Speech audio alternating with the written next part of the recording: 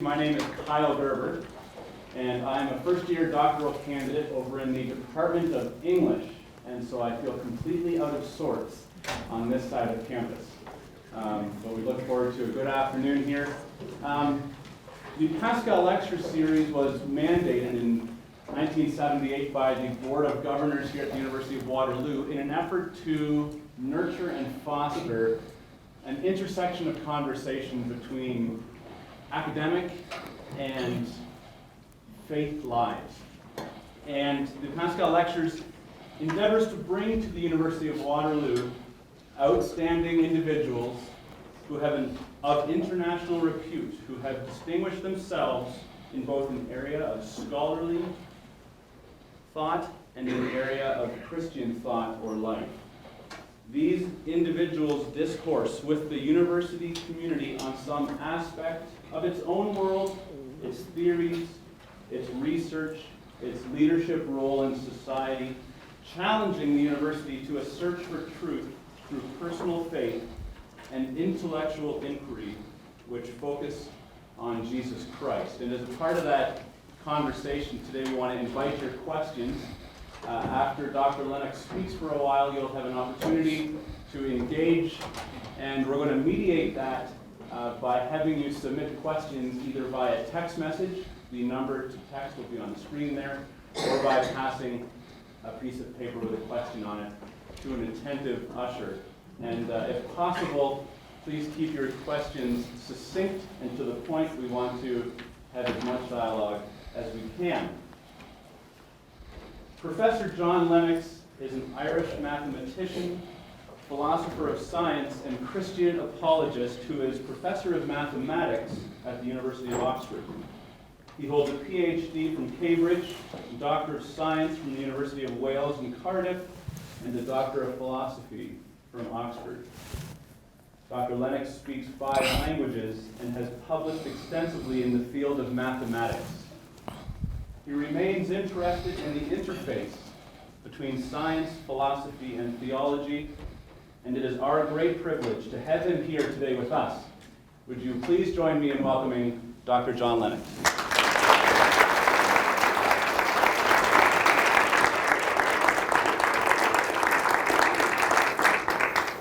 Well, good afternoon, ladies and gentlemen.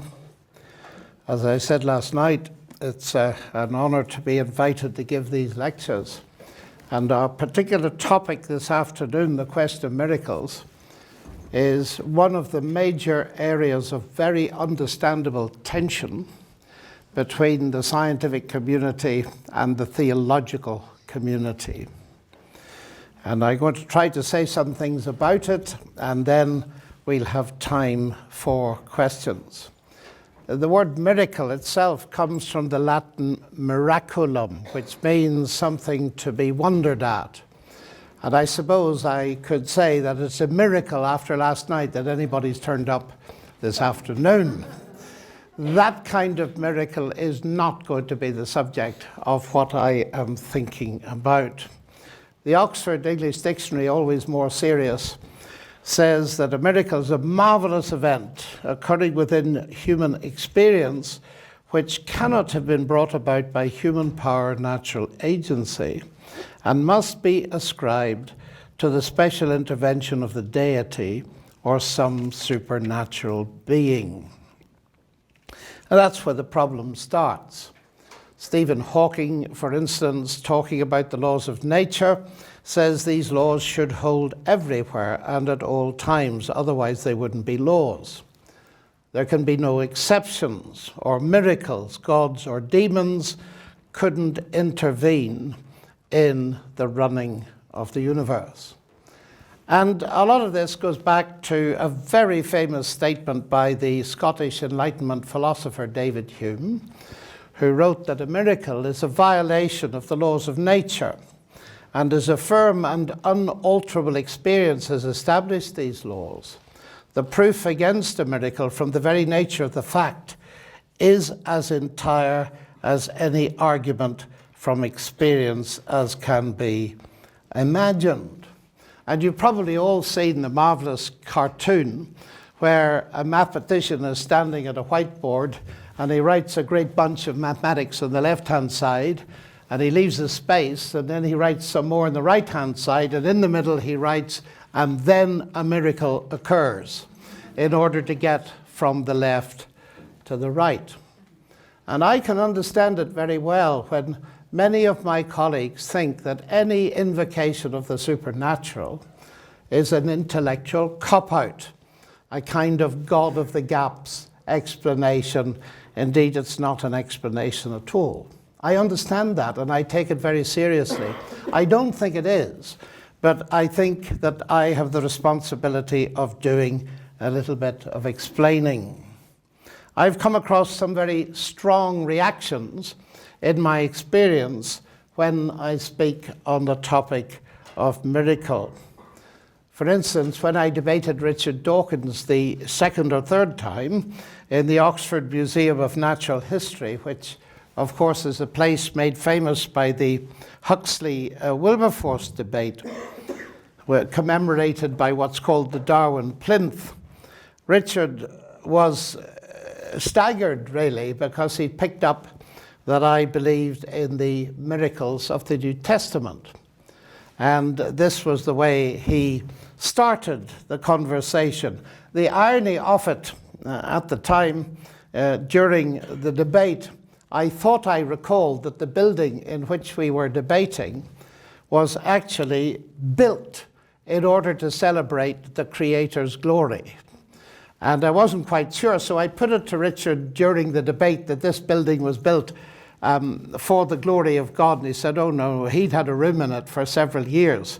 I discovered afterwards that not only was it built deliberately to celebrate creation, but the finance came from the surplus profits of the sale of Bibles by Oxford University Press. That's irrelevant to what I'm about to say, but it was just a very interesting context. Dawkins was supposed to be presenting the case that science had buried God in a building constructed specifically to show that science showed the glory of God. And he identified me in no uncertain terms as an Oxford mathematician who, believe it or not, held that, for instance, Jesus walked on water and turned water into wine. And of course he was, as he's entitled to do, gently mocking me for my stance. Of course, mockery is not an argument, and it doesn't always do credit to the person that employs it in this kind of connection. Indeed, after all, if Jesus actually is God as he claims to be, he invented water in the first place, so perhaps turning it into wine, walking on it, wasn't such a big deal after all. Now, there are two separate issues in this discussion, and they need to be clearly separated. Because I find, understandably as I say, that many of my colleagues are not prepared even to consider, for instance, the resurrection of Jesus Christ, which of course is one of the central pillars of Christianity, and they're not prepared to consider it for the simple reason that they feel there are strong a priori reasons for rejecting the supernatural completely. Now, if you've got strong reasons for saying the supernatural is a non-category, of course you won't be interested in any specific case.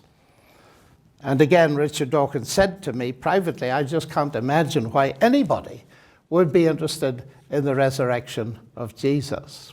So there are two separate questions. The first is the in principle case. Is it right, as Hume says, that miracles violating the laws of nature which we know, that it's impossible for a scientifically educated person to believe in them? Now, if we can settle that in the positive, that is, it is impossible to believe in miracles, then of course Jesus did not rise from the dead, and that's the end of the story. But if we think there's reason enough to believe that miracles are actually possible in light of science, not disregarding it, but taking it into consideration, then the second step is, of course, not automatically to accept every miraculous claim, but to investigate each claim on its own merit. And that's important. Francis Collins, who worked on the genome, and in fact directed the Human Genome Project after Jim Watson, it's interesting, an atheist replaced by a Christian. Francis Collins, who's now the director of the National Institute of Health in the USA, and does believe the miracles of Jesus, including the resurrection, very wisely remarks that it's crucial that a healthy skepticism be applied when interpreting potentially miraculous events, lest the integrity and rationality of the religious perspective be brought into question. The only thing that will kill the possibility of miracles more quickly than a committed materialism is the claiming of miraculous status for everyday events for which natural explanations are readily at hand. I take that warning. We do need to be cautious. And thinking of David Hume, we shall need to have considerable evidence before we commit ourselves to any particular miracle, even if we have cleared the barrier of coming to accept that miracles are possible. Now, the word miracle, as I've said, comes really from the word for wonder. In the New Testament, it tends to reflect the word semeion, which is a sign from which we get semiotics. Jesus did many signs, and the point of them was they were special things that he did, which were not arbitrary, like making birds out of clay and so on, but they pointed to deep facts about himself. They were indicators at one level of something at a much deeper level. Now, miracles are, in my understanding, genuine miracles are supernatural events. But not all supernatural events are miracles in the strict sense. For instance, the origin of the universe, I believe to be a supernatural event. The cause was God. But miracles, as we normally understand them, are exceptions to recognized laws. And so the existence of the whole universe doesn't come in that category. So that's why I say miracles are supernatural events, but not all supernatural events are miracles. The existence of the universe is not an exception to any recognized laws. But once you've got the universe with its regularities and laws, then you raise the more strict problem of miracles. So having said that, I simply remind you that central to the Christian faith is the claim that Jesus rose from the dead. C.S. Lewis expresses it very accurately when he said the first fact in the history of Christendom is a number of people who say they've seen the resurrection. If they died without making anyone else believe this gospel, this good news, no gospels, no accounts of the kind we have would ever have been written. According to the early Christians, without the resurrection, there is no Christian message. If Christ has not been raised, wrote Paul, then our preaching is vain and your faith is vain. So let's think a bit about David Hume and miracles. I quoted his statement, a miracle is a violation of laws of nature, and he goes on very interestingly to say, it is no miracle that a man seemingly in good health should die on a sudden, because such a kind of death, though more unusual than any other, has yet been frequently observed to happen. But it is a miracle that a dead man should come to life, because that has never been observed in any age or country. There must therefore be a uniform experience against every miraculous event, otherwise the event would not merit that appellation. 2 points at this stage about that. The first is, it's interesting that he uses the example of human resurrection, and secondly, that he claims that this event has never been observed in any age or country, which of course is a direct contradiction of the early Christian claim is that they believed it precisely because they did observe it. And we can come back to that later. But what Hume is advancing, as I understand it, are two arguments. One comes from the uniformity of nature. Miracles are violations of that. And the laws have been established by firm and unalterable experience, and so the argument against miracles is firm. Now, arguments from the uniformity of nature, which is a major presupposition of science, and the idea that if I do an experiment today and repeat it tomorrow, done under the same conditions, we'll get the same results. If that wasn't more or less true, of course, experimental science would collapse. And that's another reason why many of my colleagues and friends are leery about the idea of the supernatural, because it seems to them to disturb that kind of understanding of uniformity on which science is based. And I would want to argue that, of course, nature is largely uniform, not absolutely uniform. Now, oddly for Hume, and I'm not going to take much time on this, the philosophers will spend a lot of time on it, that Hume's denial of miracle on the basis of the uniformity of nature is a little bit odd, because he elsewhere denies the uniformity of nature, in famously saying that although the sun has been observed to rise in the morning for thousands of years, that does not mean that we can be sure that it will rise tomorrow. And that's known as the problem of induction. You can't be absolutely sure, no matter how many times you've observed a particular phenomenon, that it's going to recur. But of course, once you admit or think that nature is not absolutely uniform, suppose Hume is right, and no dead man has ever risen up from the grave throughout the whole of Earth's history so far. By Hume's argument, you cannot say that it won't happen tomorrow. So it seems to dissolve his insistence on the absolute uniformity of nature. In other words, he's undermined the very reason on which he tries to deny the possibility of miracles. And the argument would work backwards in time, wouldn't it? The fact that no one has been observed to rise from the dead in the past 1,000 years is no guarantee that there was no resurrection before that. Uniform experience in England over the past 300 years shows that kings of England are not decapitated. And if you knew this and you were faced with the claim that King Charles I had been decapitated, you might refuse to believe it on the basis of a backwards extrapolation of your uniform experience. And the point is an obvious one. Uniformity is one thing, absolute uniformity is another thing. But Hume actually goes further, because if you cannot infer even the regularities, and Hume's vast descriptions of cause and effect, and as I understand it from trying to read him and read the philosophers that have studied him for years, it would appear he actually denies the very cause and effect relationships which lie behind the laws of nature.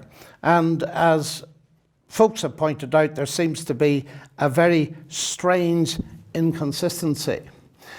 And therefore, I find it somewhat surprising that again and again I am told that Hume, to put it in the words of Christopher Hitchens directly to me in one of our debates, Hume has said the last word on miracles. And Richard Dawkins puts it as ever very clearly, the 19th century is the last time when it was possible for an educated person to admit to believing in miracles like the virgin birth without embarrassment. When pressed, many educated Christians are too loyal to deny the virgin birth and the resurrection. But it embarrasses them because their rational minds know that it is absurd, so they would much rather not be asked. Well, I find that very strange, because I know of many Christians, professors in the sciences in various universities, who are not remotely embarrassed, as I am not embarrassed, to confess a belief in miracles. And you will probably know the names of some of these people. both sides of the fence. There are brilliant scientists who accept the miracles of the New Testament. There are brilliant scientists who reject them. I don't think it's so much to do with science as to do with our worldviews, which may or may not be strongly influenced by our experience of science. Now, I want to just not go on and on forever, but come to what I think there are essentially the things that need to be said. But just as a slight aside to this, Antony Flew, who was a philosopher, died not too long ago, and he was regarded as the world's leading interpreter of David Hume. And he was once a much fated atheist until in high old age he came to believe in a deistic God on the basis of the semiotic nature of DNA, to which I referred last night. I was very privileged to have a couple of hours with Antony Flew a few years before he died, and I took the opportunity to ask him about David Hume. And he was so honest. It was amazing for a distinguished philosopher. He said, all my books on Hume would have to be revised because they were basically wrong, particularly on this. And I'm going to read just a little of his actual writing so that I'm not quoting what he said to me directly, but what he wrote. In the light of my newfound awareness that Hume was utterly wrong to maintain that we have no experience and hence no genuine ideas of making things happen, preventing things from happening, of physical necessity and physical impossibility. Generations of Humeans have in consequence been misled into offering analyses of causation and of natural law that have been far too weak because they had no basis for accepting the existence of either cause and effect or natural laws. Hume's skepticism about cause and effect and his agnosticism about the external world are, of course, jettisoned the moment he leaves the study. And therefore, again, it's curious that people think that Hume has solved the problem. Now, I specifically asked Antony Flew about the miracles, and he said he had completely altered his view on that Hume had not dealt with the problem. But I'm going to leave Hume for the moment because not everybody would argue with him. If you think of the nature of scientific law, many scientists would argue that they do not simply enable us to describe what happens in the past, but they enable us to make predictions. After all, that's the value of having laws. And so the idea that any God, often spelt with a small g, could arbitrarily intervene and alter, suspend, reverse, or otherwise violate these laws would seem to contradict their experience of the apparent immutability of them. And they tend to advance two major arguments. The first is one that also comes from Hume, that belief in miracles, and in the New Testament miracles in particular, arose at a very primitive pre-scientific time. The time of the New Testament, there was no science in that sense. In fact, the word science is a relatively recent word. And so it was a primitive culture where people were completely ignorant of the laws of nature and therefore readily accepted and were gullible when it came to miracle stories. But actually, confining oneself, as I am, to the New Testament miracles, that is not so. Because there are instances throughout the New Testament of a deep understanding of the problem. It is very interesting that the only quasi-scientist who writes in the New Testament, Dr. Luke, probably trained in Alexandria, opens his gospel with the problem. He's got a priest, not an atheist, a priest, standing in the temple. His name is Zechariah. The man is praying, so apparently he believes in prayer. He's leading the prayers of the nation. And an angel turns up and he talks to the angels, so apparently he believes in angels. And the angel says that you are going to have a son. And he said, I am not. And Luke explains to you that he was very old and his wife was very old. Why did he say he wasn't going to have a child? Because he knew, as any modern gynecologist or anybody knows, that, I nearly said thankfully, there comes a time when we can't produce any more kids. Now, this is fascinating, because Luke is the only writer in the New Testament that doesn't confine himself to the miraculous, the supernatural conception of Christ.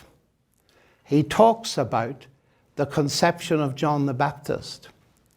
And he raises this issue in the 1st century AD. Zechariah believed in God, believed in angels, believed in prayer, but didn't believe in a God who could intervene to reverse the aging processes of nature. Why not? Because he knew the regularity that old people don't produce children. And similarly, when Joseph discovered that his wife-to-be, Mary, was pregnant, he didn't say, oh, marvelous.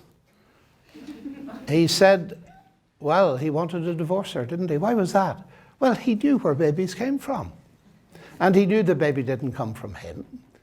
So he put two and two together and wanted to get rid of her. And the text tells us, whether you believe it or not, the text tells us that it took very powerful pressure from God to change his mind and accept her.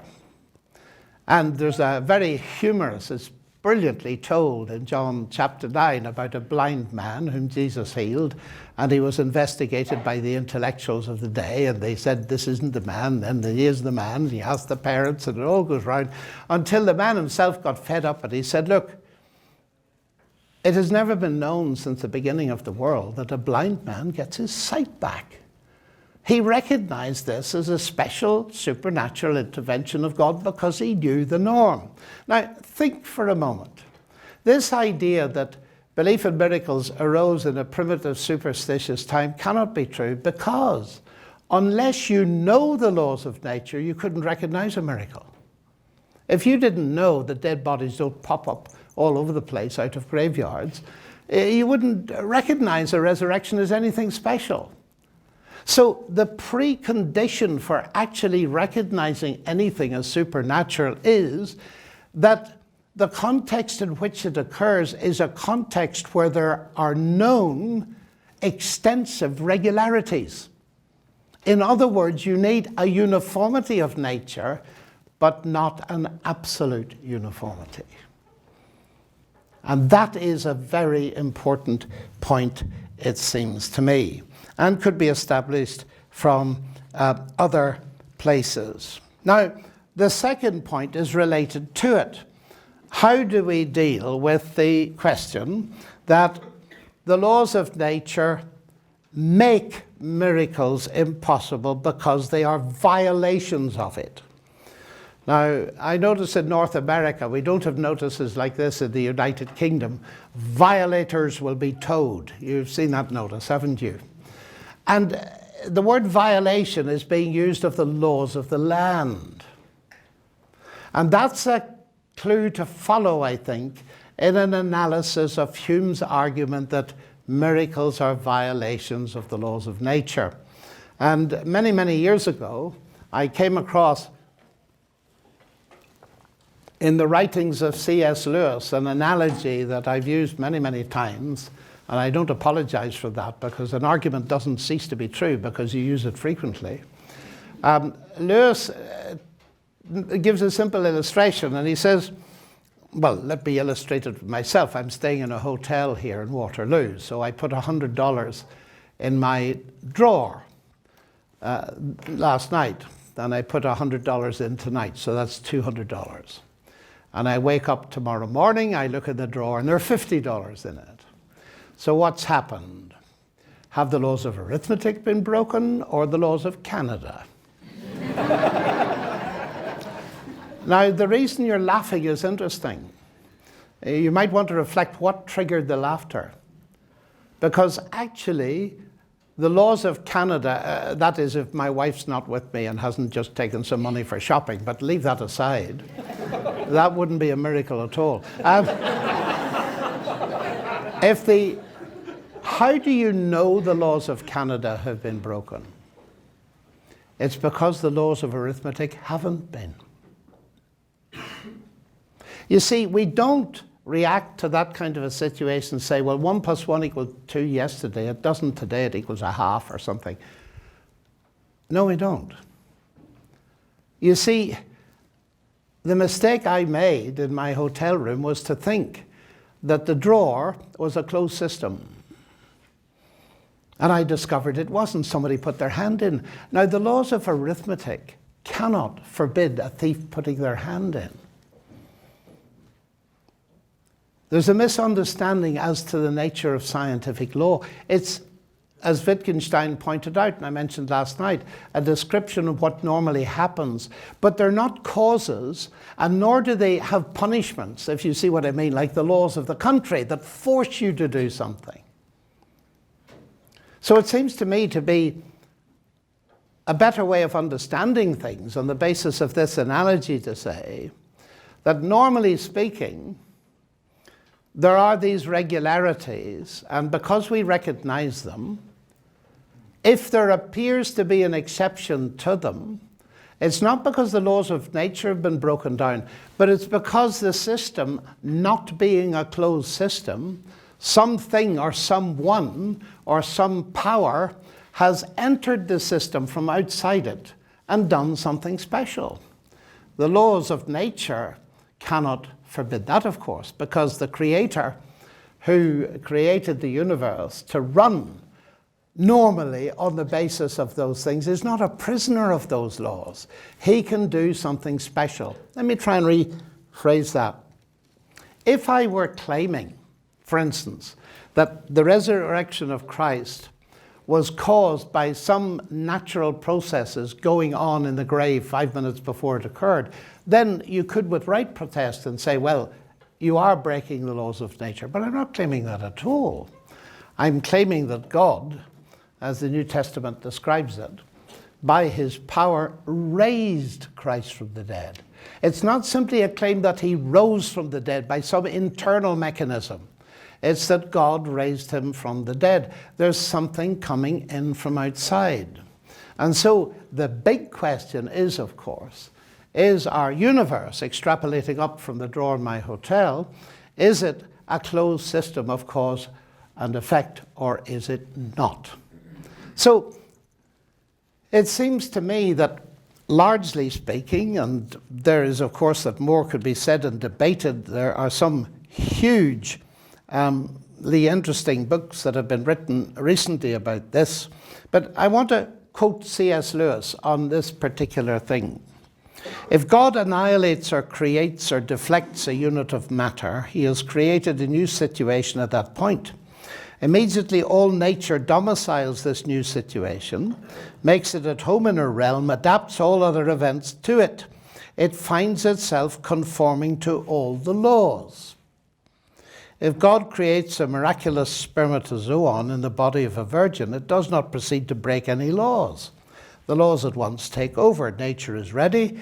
Pregnancy follows according to all the normal laws. And as Dr. Luke points out, 9 months later, a child is born. And that's very important to see, that this is not playing fast and loose with the laws of nature. It's using the perceived regularities to give a special signature to a very special event that draws attention that this is not a natural inbuilt mechanism, part of the generality and regularity that I believe is ultimately caused by God, but this is a very special event. Now, of course, in order for Hume to claim that no resurrection has occurred, he would have to have, on his own showing, recorded the whole of history. And you know, we can tell something about resurrection statistically. I could arm each of you with a notebook, a lamp, and a thermos flask and a comfortable blanket and send you out into all the graveyards in Waterloo to spend the night. and come back and say if you'd observed a resurrection. And all your books come in and it's 0 everywhere. Well, I said, you've only done one night. How about 3 months? At which some of you might object, but suppose you did that and all get 0. And so on and so forth. No matter how long you did that for, what you can deduce from it is that resurrections are extremely improbable. You cannot deduce they're impossible. To do that, you'd have to have observed the whole of history. And you cannot do that. And so the interesting little thing hidden inside what Hume says is nobody has ever observed it. But that's begging the question, because the fundamental claim of Christianity is that not only one person, but quite a number of people actually observed it. So this question of the supernatural becomes extremely interesting indeed. And we could then address, which I'm not going to do, otherwise I'll take a great deal of time. I just want to finish with the idea that actually belief in the regularities is connected with belief in the supernatural.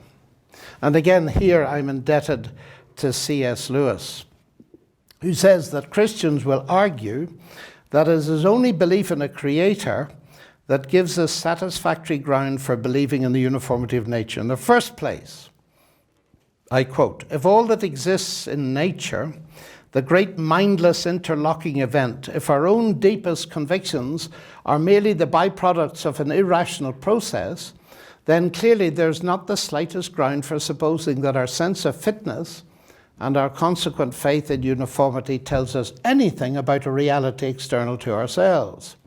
Our convictions are simply a fact about us, like the color of our hair. If naturalism is true, we have no reason to trust our conviction that nature is uniform. It can be trusted only if quite a different metaphysic is true.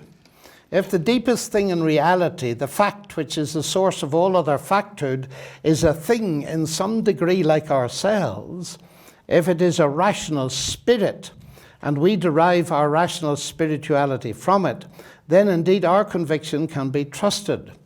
Our repugnance to disorder is derived from nature's creator and ours. And this is an argument I mentioned briefly last night.